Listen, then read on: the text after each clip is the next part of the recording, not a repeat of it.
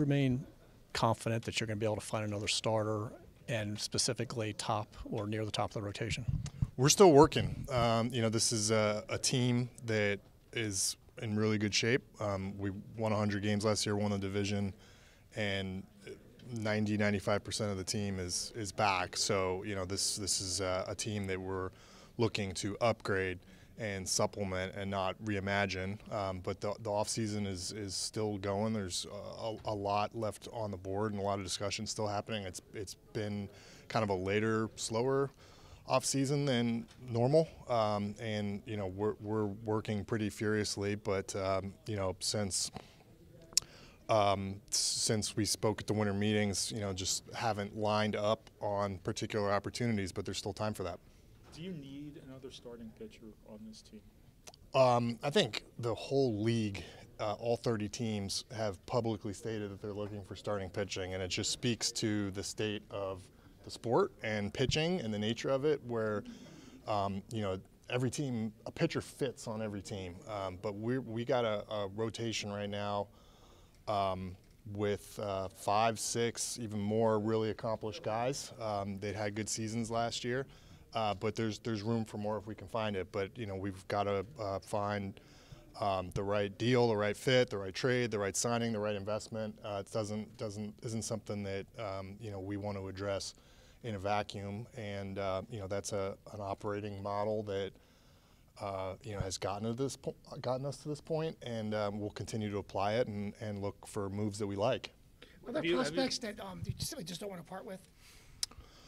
There's definitely a couple that it's just hard to find anything else in baseball that you'd reasonably want to trade them for when there's some of the very top prospects in the game.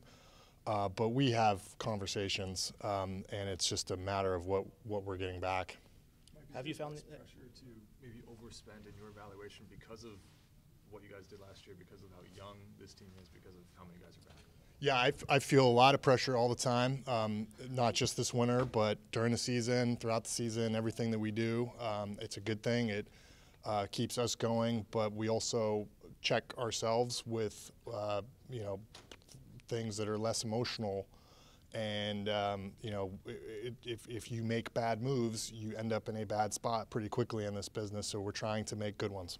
With not wanting to deal certain prospects, have you found maybe the asking price maybe a little too high than what you're comfortable with in the starting pitching discussions? Well, I'll say this about the starting pitching trade market. There's really only, that I can count off the top of my head, only been 2 major trades on that front so far, and they've both been AL East teams making the trades. So there just really hasn't been anyone that we've been in on that's been traded. So we're certainly turning over every rock in that market, and just things haven't happened yet around the league, and maybe they won't, but doesn't mean we're not going to keep talking to people. Could you just pivot, if you had to, and focus more on the bullpen and say, we'll just reinforce this unit, try to shorten the games that way?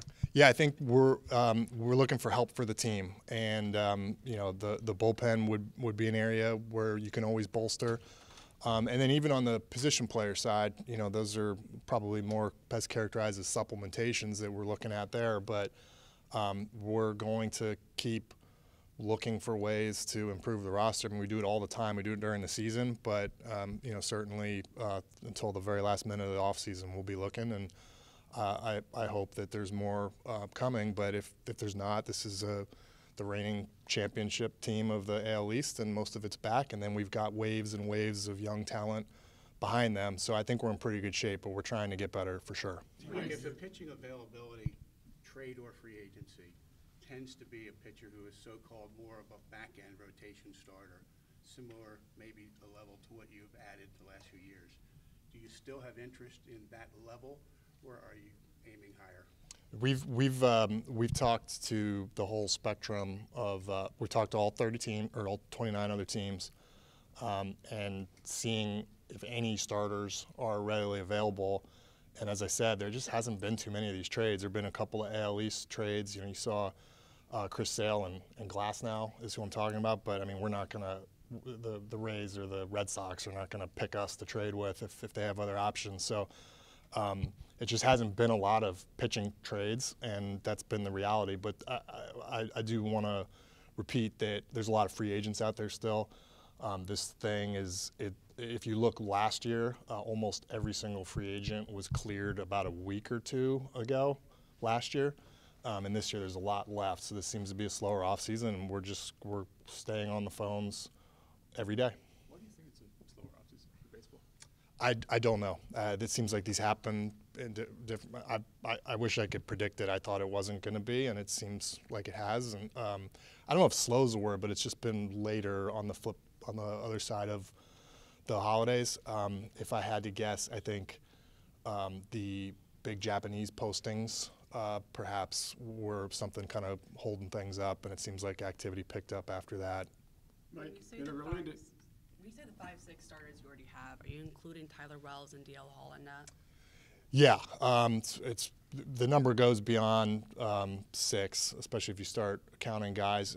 Hall ended the year in the bullpen. I think it's TBD what he does. I think it's a good possibility that he saw a lot of really good success last year in the bullpen, and perhaps depending on how spring training goes, we keep him there, slowly stretch him out over the next year or so. It's also possible that we make the move to just stretch him out right away. It's something that we've been talking about with him in his camp, but he's in a good spot right now, and he's somebody that long-term we view as a starting pitcher.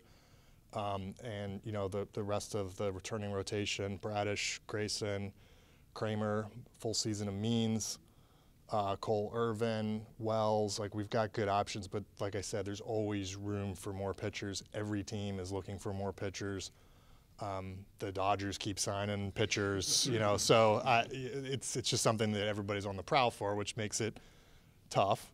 But we're no exception to that, and we'll take more if we can get the right guys in the right deals. Mike, in relation to the pitching thing, I'd like to switch to, we've heard all the names show up all the time.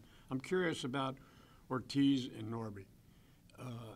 How difficult would it be to send them back to AAA, and is that a possibility? I think anything's a possibility. We're going to have a big competition in camp. They'll both be there. We'll take a look at the whole picture around them.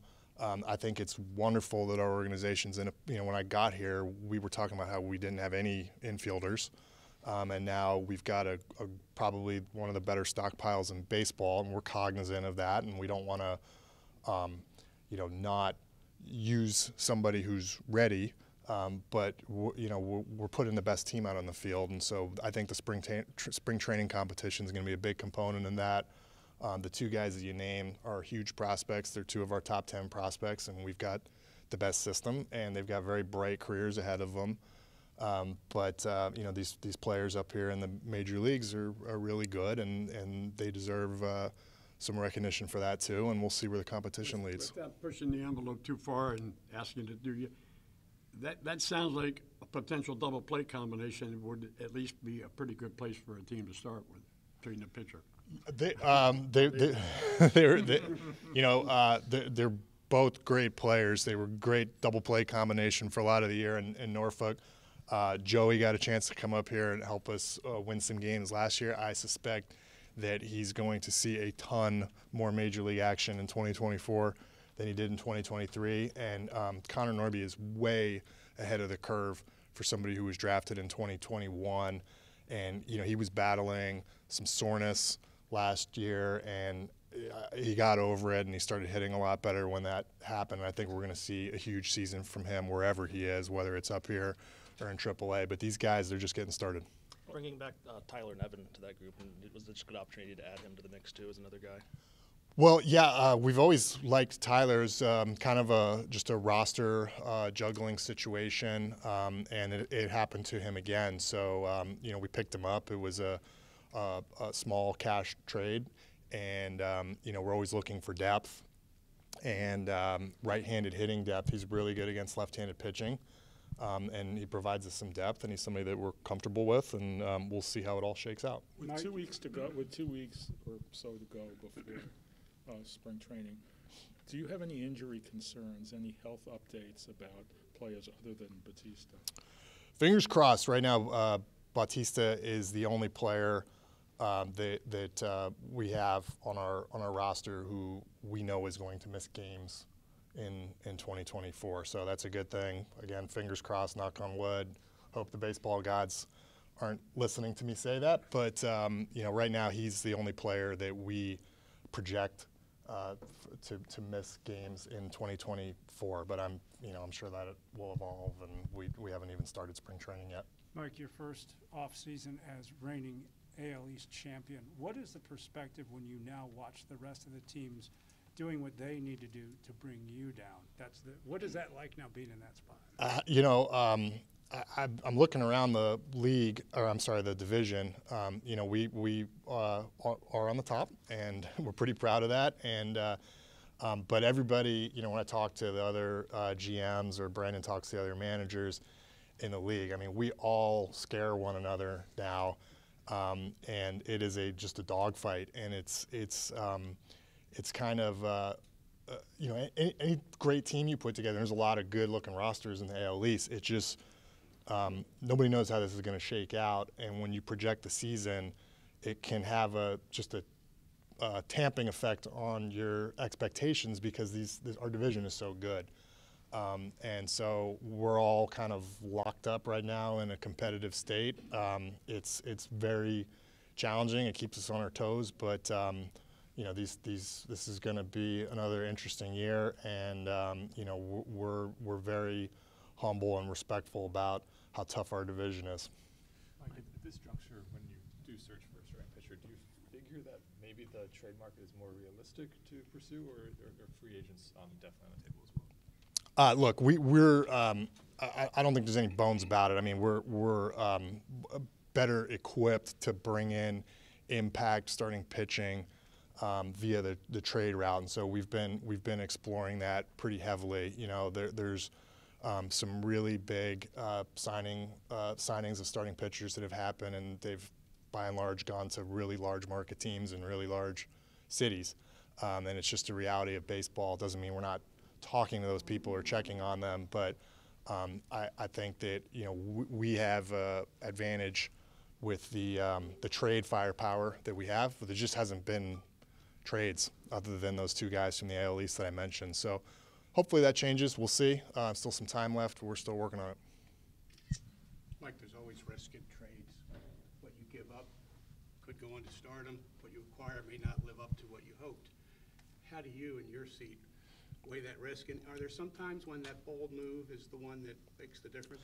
Yeah, it's a really good reminder, and it's something that we have a lot of methods and a lot of people up here in the warehouse that work on measuring the risks and rewards of these possible moves, and we do it in the smartest way that we can, using a lot of sophisticated methods. Other teams do it too, but you're right. I mean, you can look back and teams make aggressive trades, and it can really set the franchise back if the guy shows up and he gets hurt, or if you trade guys and you miss out on their long careers. And there's been examples with the Orioles where that's happened. So we're aggressive. We're in a win mode. We want to make the team better. We're looking for these things, but it would be very irresponsible for me to not measure the cost of anything that we're doing. And we've got a lot of really talented young players with really bright futures, and we're excited about them too. So, this isn't, when you're talking about trading, like you got to give something up. So we're working on it. We're probably being as aggressive as any team out there. There just haven't been a lot of sell trades on the pitching side of things this winter. You have 4 players still in the arbitration process, and every time you've settled, you've always had an option or something, a mutual option or club option or something. Do you think that that's possible to settle any of these 4 before hearings? I hope so. I mean, we're not going to force it. Those are a byproduct of I think like most every team on the exchange day has a policy of a certain hour when we cut off talks, and after that we're filed to go, meaning that we won't settle cases on a 1-year deal. It's sort of necessary to have a policy in order to get any deals. Otherwise, people will just wait. So it's sort of a necessary mechanism.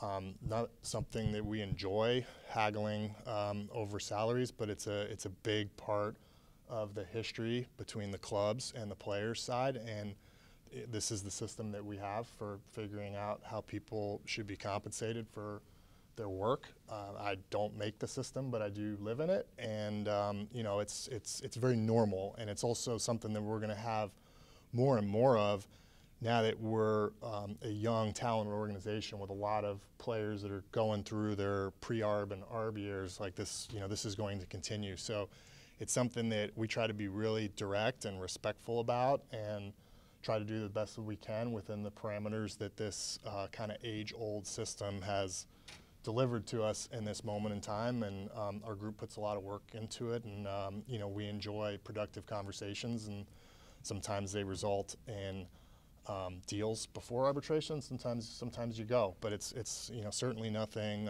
personal, and it's just the business part of this business that you know, I wish wasn't so front and center, but is what it is. Like, you haven't had it so much this off season, but it's, you know, going to come a time soon when some of your contributing players are going to hit free agency. How, I guess, equipped do you think, or well positioned do you think the team is to either keep those guys or replace them if need be?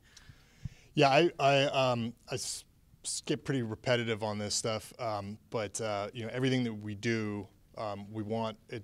We don't just say yes, we want to do that, or no, we don't want to do that. We want to get the right deals, whether that's a trade, whether that's a signing, whether that's a contract for one of our own players on 1 year or multiple years. And so our job is just weighing all that stuff on a case-by-case basis. This is a topic that I remain quiet on. I think, you know, we've seen examples in other sports where these things go out into the media, and it makes it much more difficult. And it's very important to me for agents to know that I'm not going to be the one putting any of this stuff out there. I think it's helpful. Hopefully, you know, we're able to line up on stuff. We've obviously have players here that we absolutely love.